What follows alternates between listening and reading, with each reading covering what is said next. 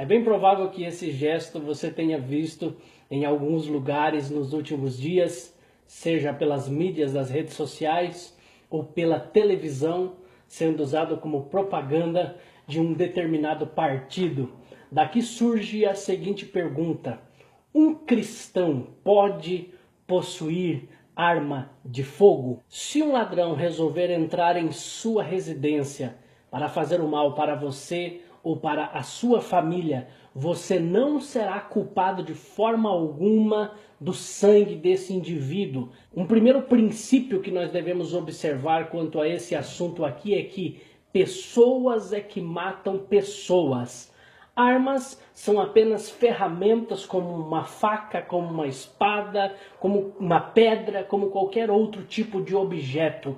O que determina a utilização do elemento é a pessoa e não o elemento em si. Mas existe um argumento desarmamentista que é utilizado para negar a defesa da vida, em que as pessoas utilizam lá do Evangelho de Jesus segundo Mateus, capítulo 5, versículo 39, aonde Jesus disse que nós não devemos resistir ao perverso. E ele disse: se alguém bater na tua face direita, você deve oferecer a outra face. Mas de forma irresponsável, a interpretação é feita e as pessoas não buscam a raiz da palavra. Mas quando você busca a raiz da palavra, a expressão utilizada para bater era rapizo, que significa insulto. O que Jesus está dizendo? Que você não pode retribuir ao insulto. Se alguém bater na tua face direita, você ofereça a esquerda. Mas isso pode ser realmente interpretado como negar a defesa da vida? De forma alguma, eu não acredito nisso. Nesse texto está claro que Jesus não usa esse argumento como critério absoluto em todos os casos. E bater na face significa dar um tapa no rosto com o dorso da mão, ou seja, você está batendo na face. E é lógico que a gente não precisa ser inteligente, é só não ser abobado, aloprado, que um tapa jamais vai matar alguém. Tapa é totalmente diferente de um tiro ou até mesmo de um soco à força. No máximo que um tapa vai fazer é insultar alguém. Matar alguém por causa de um insulto é lógico que é uma força excessiva e também um ato banal. E por consequência é a quebra do 6º mandamento bíblico que diz: não matarás. Israel, então o que Jesus está dizendo nesse texto? Bom, Jesus está no Sermão do Monte. E no Sermão da Montanha ele está falando sobre justiça. E ele está falando que se alguém lhe insultar, o teu juiz é Deus e você não pode retribuir o insulto a essa pessoa. Isso não tem nada a ver com você defender a vida. Então, se você interpreta de maneira literal esse texto, eu aconselho você a interpretar Mateus capítulo 5, versículo 42, aonde diz que você não pode negar nada quando alguém te pedir. Então, se alguém chegar e te pedir a tua casa, dê a tua casa. Se alguém chegar e pedir para você o teu carro, dê o teu carro. O teu salário, dê o teu salário. Mas Israel, um cristão não deve ser um pacificador? Sim, claro que deve ser um pacificador.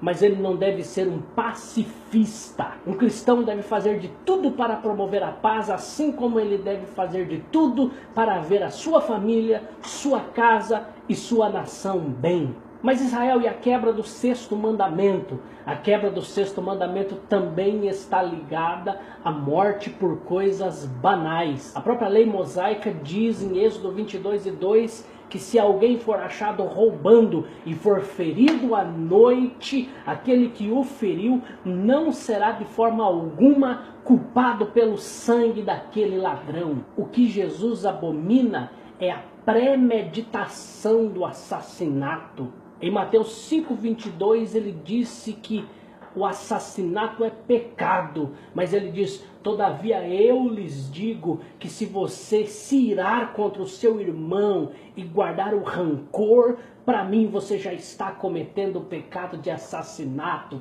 E vamos e venhamos, tem muita gente defendendo o desarmamento, mas sequer olha na cara de seu irmão. A legítima defesa tem o objetivo de defender a propriedade da família e da vida humana. Então alguém vai dizer assim, mas e Pedro? Jesus não mandou ele guardar a espada quando ele feriu Malco? Jesus foi totalmente contra a posição de Pedro pelo fato de ele, por um motivo qualquer, ferir a orelha de Malco. Jesus é contra toda premeditação. E veja que Jesus não manda ele jogar fora a espada, mas ele manda Pedro guardar a espada. Ah, Israel, mas Jesus manda eles comprarem espadas. Então um discípulo resolve apresentar para ele 2 espadas. E Jesus disse basta, ou seja, Jesus estava dizendo que não queria saber daquela conversa, porque eles não entenderam nada.